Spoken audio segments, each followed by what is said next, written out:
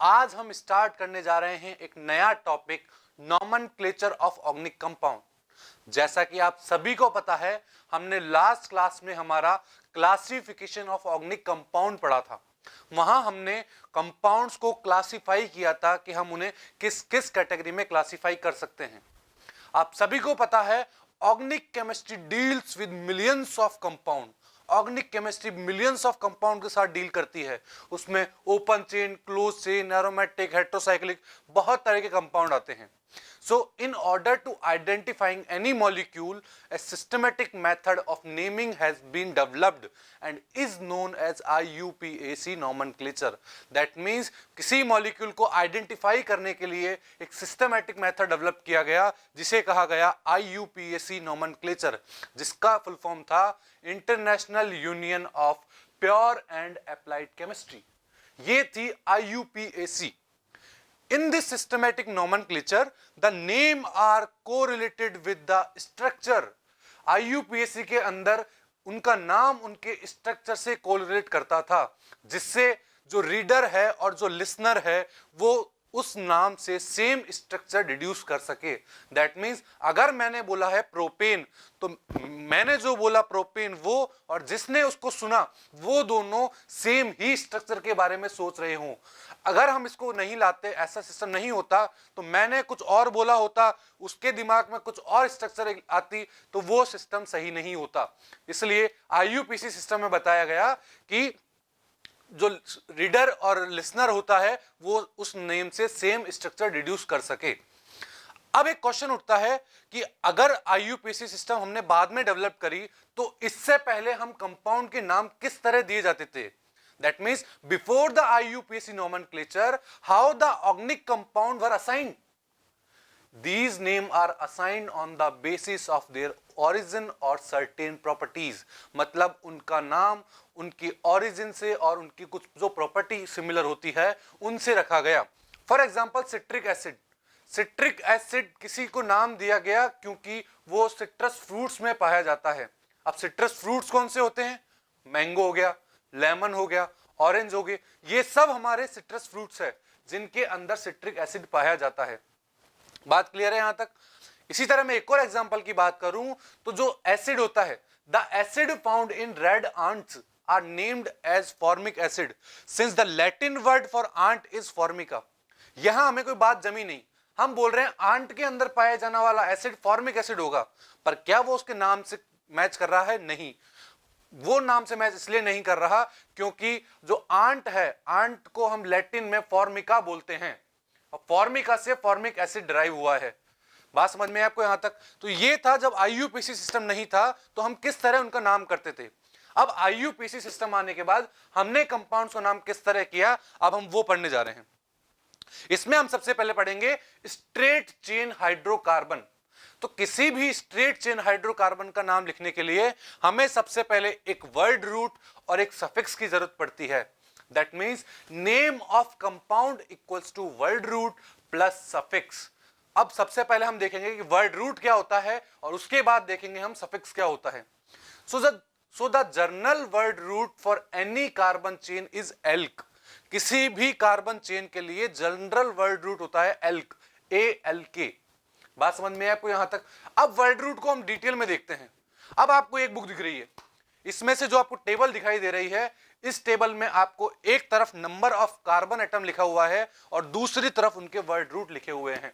That means अगर एक carbon atom है तो मैथ बोलेंगे, 2 कार्बन एटम है तो ईथ बोलेंगे, 3 कार्बन एटम है तो प्रॉप, 4 को हम ब्यूट बोलेंगे, 5 को हम पेंट बोल देंगे, 6 को हम हेक्स बोलेंगे, 7 को हेप्ट बोलेंगे, 8 को क्या बोलेंगे? ऑक्ट, 9 को बोलेंगे नॉन और 10 को बोलेंगे डेक। इसी तरह 11, 12, 15, 20, 25, 50 सब तक हम इसकी नोमेनक्लेचर कर सकते हैं, पर अभी हम 10 तक ही पढ़ेंगे क्योंकि हम अभी इनिशिएट कर रहे हैं। So in order to derive IUPAC name, a suffix is added to word root. किसी भी मॉलिक्यूल का नाम रखने से पहले हम उसके वर्ड रूट के आगे सफिक्स लगाया जाता है जो इंडिकेट करता है सैचुरेशन और अनसैचुरेशन ऑफ द मॉलिक्यूल का। दैट मींस हमने क्लासिफिकेशन कर रहे थे जब पढ़ा था कि सैचुरेशन और अनसैचुरेशन क्या होता है। सैचुरेशन में हमने देखा था कि कहीं भी डबल बॉन्ड नहीं थे, केवल और केवल सिंगल बॉन्ड ही थे। पर अनसैचुरेशन में हमने देखा था कि वहां पर डबल बॉन्ड भी प्रेजेंट थे, ट्रिपल बॉन्ड भी प्रेजेंट थे और सिंगल बॉन्ड भी प्रेजेंट थे। अगर उस मॉलिक्यूल में एक भी मल्टीपल बॉन्ड आ गया तो वो कंपाउंड मेरा अनसैचुरेटेड हो गया था, दैट मींस अनसैचुरेशन कंडीशन में आ गया था। अब जो सफिक्स हम ऐड करते हैं वर्ड रूट के आगे, उसे हम सबसे पहले बोलेंगे प्राइमरी सफिक्स। बात क्लियर है यहां तक? अब आप एक टेबल देख पा रहे हैं, इसमें जो फर्स्ट रो बनी हुई है वो है हमारी क्लास ऑफ कंपाउंड की, सेकंड रो जो आप देख रहे हैं वो है हमारे प्राइमरी सफिक्स, और जो थर्ड रो आप देख रहे हैं वो है जनरल नेम की। अब क्लास ऑफ कंपाउंड में मैं सबसे पहले बात करता हूं कार्बन सिंगल बॉन्ड कार्बन की। दैट मींस अगर किसी मॉलिक्यूल में केवल और केवल carbon single bond carbon single bond carbon single bond इस तरह प्रेजेंट है तो वहां हम प्राइमरी सफिक्स यूज में लेंगे एन, ANE एन, और इसका जनरल नेम हम बोलेंगे एल्केन। अब मैंने एल्केन क्यों बोला? क्योंकि अभी हमने पढ़ा था कि जनरल वर्ड रूट होता है एल्क और इसका प्राइमरी सफिक्स हुआ एन, तो दोनों को मिला के हम क्या बोल देंगे? एल्केन। बात समझ में यहां तक? इसी तरह अगर किसी कंपाउंड में मुझको एक भी कार्बन डबल बॉन्ड कार्बन दिख गया तो हम उसमें प्राइमरी सफिक्स लगाएंगे ईन, ENE, और इसका जनरल नाम हम क्या लिखेंगे? एल्कीन। एल्कीन क्यों लिखो? General word root alk, primary suffix ene, तो टोटल क्या हो गया? एल्कीन। अब मैं बात करता हूं कार्बन ट्रिपल बॉन्ड कार्बन की, तो यहां प्राइमरी सफिक्स क्या यूज में लिया जाएगा? यहां प्राइमरी सफिक्स के रूप में आइन को यूज में लिया जाएगा, YNE, और इसका जनरल नेम हो जाएगा एल्काइन। एल्काइन क्यों हुआ? General word root alk, primary suffix yne, तो टोटल क्या होगा इसका जनरल नेम? एल्काइन। बात समझ में आई आपको यहां तक? अब मैं कुछ एग्जांपल की बात करता हूं, उनका नोमेनक्लेचर करते हैं। ये फर्स्ट एग्जांपल आप देख रहे हैं, तो इसका नाम हम क्या बोलेंगे? सबसे पहले कार्बन चेन कितने हैं? एक ही कार्बन है, उससे क्या लगे हुए हैं? हाइड्रोजन। हाइड्रोजन हमेशा और हमेशा सिंगल बॉन्ड से लगते हैं, दैट मींस हमें केवल कार्बन और कार्बन के बीच का नेचर देखना होगा कि हमें एन लेना है, ईन लेना है या आइन लेना है। तो यहां एक कार्बन है तो मैथ, एल्केन है, यस एल्केन है, तो मीथेन। इसी तरह अगर मैं नेक्स्ट एग्जांपल की बात करूं तो यहां आप देख पा रहे हैं दो कार्बन है। क्या दोनों कार्बन के बीच में डबल बॉन्ड है? नहीं, दोनों कार्बन के बीच में डबल बॉन्ड नहीं है। अगर दोनों कार्बन के बीच में डबल बॉन्ड नहीं है तो प्राइमरी सफिक्स क्या लेंगे हम यहां पर? एन, और दो कार्बन है तो मैंने लिया ईथ, तो इसका नाम क्या हो गया? ईथ प्लस एन, ईथेन। बात क्लियर है यहां तक? इसी तरह मैं थर्ड एग्जांपल की तरफ मूव करता हूं। इस मॉलिक्यूल में भी दो ही कार्बन है, पर क्या यहां पर कार्बन कार्बन के बीच में मल्टीपल बॉन्ड दिखाई दे रहा है? यस, यहां कार्बन और कार्बन के बीच में एक डबल बॉन्ड प्रेजेंट दिखाई दे रहा है, तो हम उसको क्या बोलेंगे? दो कार्बन के लिए हमने वर्ड रूट ले लिया है ईथ, प्लस डबल बॉन्ड प्रेजेंट है तो इसका क्या लेंगे? प्राइमरी सफिक्स, और प्राइमरी सफिक्स क्या होता है? डबल बॉन्ड का ईन, तो ये टोटल मिला के हो जाएगा ईथीन। आपको समझ आ रहा है मैं कैसे नोमेनक्लेचर कर रहा हूं? एक और एग्जांपल ले लेते हैं। यहां आप देख पा रहे हैं चार कार्बन की एक स्ट्रेट चेन है। क्या इस पूरी स्ट्रेट चेन में कहीं भी डबल बॉन्ड दिखाई दे रहा है? नहीं, कोई डबल बॉन्ड नहीं है। क्या कोई ट्रिपल बॉन्ड दिखाई दे रहा है? नहीं, कोई ट्रिपल बॉन्ड भी प्रेजेंट नहीं है। दैट मींस ये पूरा का पूरा मेरा एक एल्केन का पार्ट है, दैट मींस सारे ही सिंगल बॉन्ड है। तो मैंने इसके लिए वर्ड रूट क्या लूंगा? ब्यूट, क्योंकि चार कार्बन है, और एन लिया प्राइमरी सफिक्स क्योंकि यहां पर कोई भी मल्टीपल बॉन्ड नहीं है, तो इसका ओवरऑल नेम क्या हो गया? ब्यूटेन। अब मैं जनरल फॉर्मूले की बात करता हूं। अगर जनरल फॉर्मूला ऑफ मैं एल्केन लेता हूं तो मैं बोलता हूं CnH2n+2। अब क्या मतलब हुआ इसका CnH2n+2 का? फॉर एग्जाम्पल मैं n की वैल्यू 1 रखता हूं। अगर मैंने n की वैल्यू 1 रखी तो H2n+2 को सॉल्व करने पे मेरा आंसर 4 आएगा। n की वैल्यू 1 रखी तो 2 × 1 2 + 2 4। दैट मींस अगर एक कार्बन प्रेजेंट होगा तो H की संख्या 4 होगी, H का नंबर 4 होगा। बात समझ में आ रही है आपको? तो ये एक जनरल फॉर्मूला हो गया। इसी तरह अगर एल्कीन के जनरल फॉर्मूले की बात करूं तो वहां मैं लिखूंगा CnH2n। दैट मींस अगर n की वैल्यू 2 है तो C2 और H2n मेरा 4 हो जाएगा, 2 × 2 4, तो CnH2n ये होगा हमारा एल्कीन के लिए। इसी तरह अगर मैं एल्काइन की बात करूं तो एल्काइन का जनरल फॉर्मूला होता है CnH2n-2। यहां पर अगर मैं n की वैल्यू 2 लेता हूं तो मेरा H की वैल्यू भी 2 ही आएगी। बात क्लियर है यहां तक? तो ये बात हुई general formula of alkane, alkene और एल्काइन की। अब हम बात करते हैं ब्रांच चेन हाइड्रोकार्बन की। ब्रांच चेन हाइड्रोकार्बन का हम नोमेनक्लेचर किस तरह करेंगे? In branch chain hydrocarbon all the carbon atom are present in straight chain. सभी कार्बन एटम स्ट्रेट चेन में प्रेजेंट नहीं होते हैं। Some of the carbon atom are present as a side chain. कुछ कार्बन एटम साइड चेन में भी present हो सकते हैं। बात समझ में है आपको यहां तक? So these carbon atom in side chain form an alkyl group and are expressed as prefix in the IUPAC name। जो साइड चेन के रूप में लगे होते हैं वो एल्काइल ग्रुप की तरह बिहेव करते हैं और उन्हें उस नोमेनक्लेचर में प्रीफिक्स की तरह यूज में लिया जाता है। अब एक क्वेश्चन उठता है, सर एल्काइल ग्रुप क्या होते हैं और ये कैसे ऑब्टेन्ड होते हैं? So the alkyl group is obtained from the alkanes by removal of hydrogen. क्या मतलब हुआ इसका? कि एल्काइल ग्रुप को हम एल्केन से ही बनाते हैं। कैसे? एक हाइड्रोजन बाहर निकाल के। इसका एक एग्जांपल से शुरुआत करते हैं। एग्जांपल मैं लेता हूं एक मीथेन। मीथेन में आप देख पा रहे हैं कार्बन से 4 हाइड्रोजन अटैच है। अगर मैं इस 4 हाइड्रोजन में से एक हाइड्रोजन को बाहर निकाल देता हूं तो वो मेरा मिथाइल में कन्वर्ट हो जाएगा। दैट मींस सी के साथ 3 हाइड्रोजन तो जुड़े हुए हैं पर एक वैलेंसी फ्री हो गई है, तो उसे हम बोलेंगे मिथाइल, क्योंकि वो मीथेन से बना है। इसी तरह अगर मैं नेक्स्ट एग्जांपल लेता हूं तो इथेन। इथेन मॉलिक्यूल आप देख पा रहे हैं। इथेन का फॉर्मूला होता है C2H6। अगर इनमें से मैं किसी भी एक हाइड्रोजन को निकाल देता हूं तो मेरे पास बचेगा C2H5। दैट मींस एक H बाहर निकाल दिया है मैंने और उसे मैं बोलूंगा इथाइल। इथेन से बना इथाइल। दैट मींस मैं क्या चेंज कर रहा हूं? मैं लास्ट के एन को हटा के YL लगा रहा हूं। दैट मींस इथेन को इथाइल बना दिया है। इसी तरह मैं एक और एग्जांपल लेता हूं प्रोपेन का। प्रोपेन मॉलिक्यूल आप देख पा रहे हैं, यहां 3 कार्बन की एक स्ट्रेट चेन है। अगर मैं इस मॉलिक्यूल में फर्स्ट कार्बन से एक H को हटाता हूं, फर्स्ट कार्बन से एक H को हटाता हूं तो वो मेरा बन जाएगा 1 प्रोपाइल।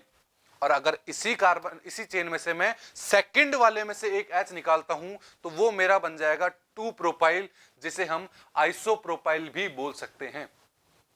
बात समझ में है आपको यहां तक? इसी तरह अब मैं एक और एग्जांपल लेता हूं।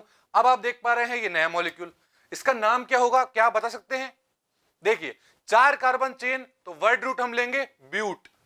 अब क्या कोई डबल बॉन्ड प्रेजेंट है? नहीं, कोई डबल बॉन्ड नहीं है। That means an primary suffix, तो ब्यूटेन। इस मॉलिक्यूल का नाम हुआ ब्यूटेन।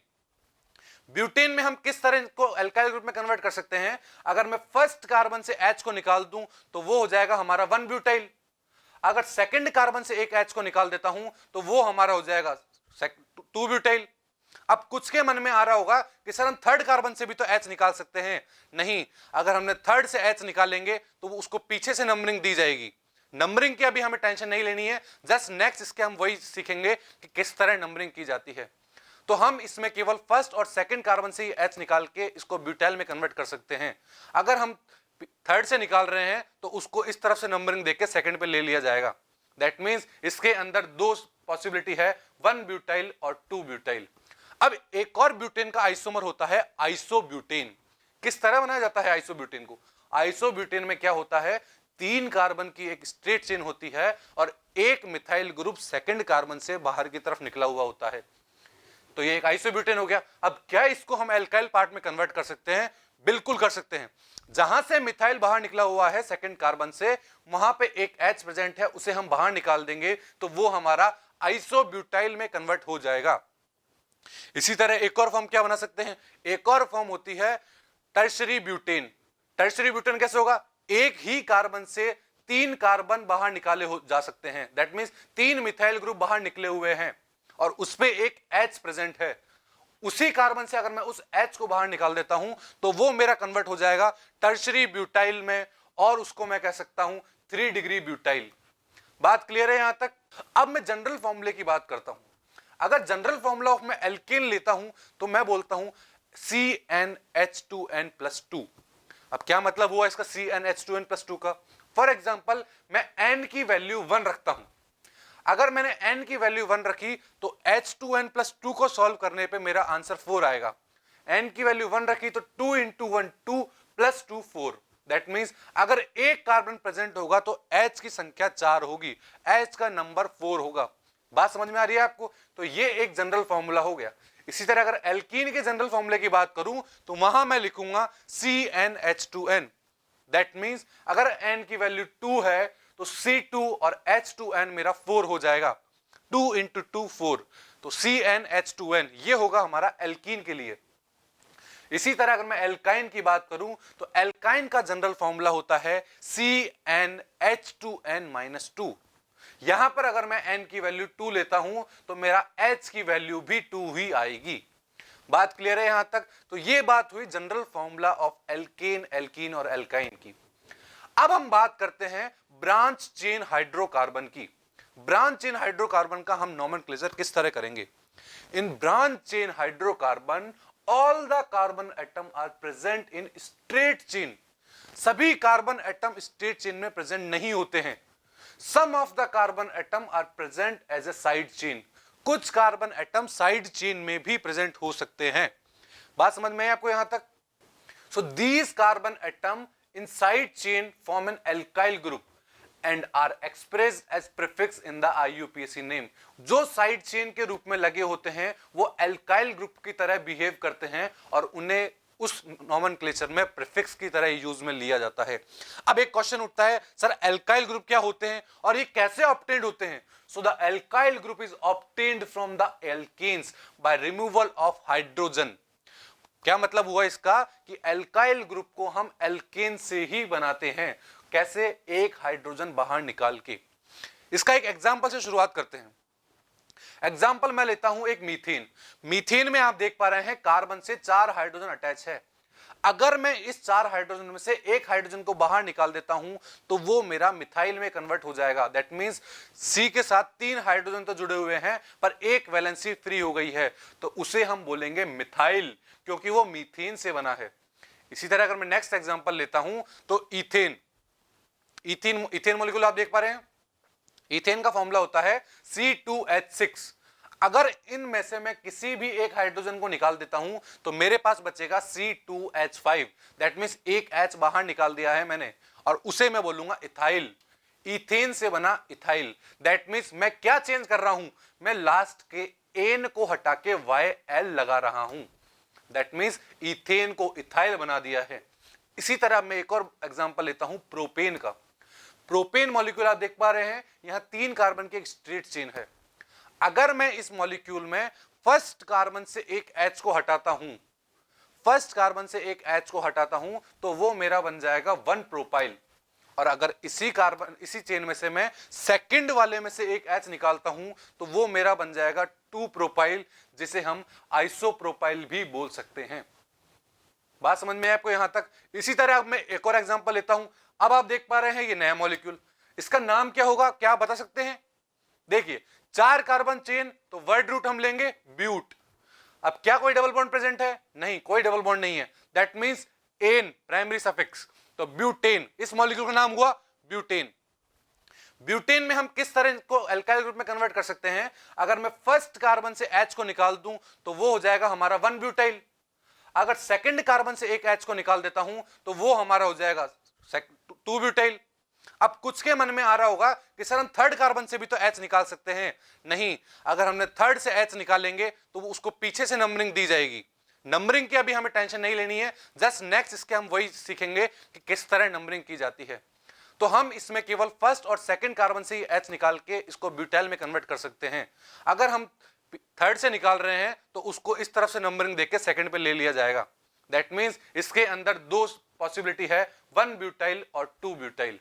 अब एक और ब्यूटेन का आइसोमर होता है आइसोब्यूटेन। किस तरह बनाया जाता है आइसोब्यूटेन को? आइसोब्यूटेन में क्या होता है?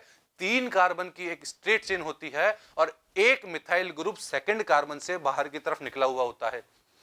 तो ये एक आइसोब्यूटेन हो गया। अब क्या इसको हम एल्काइल पार्ट में कन्वर्ट कर सकते हैं? बिल्कुल कर सकते हैं।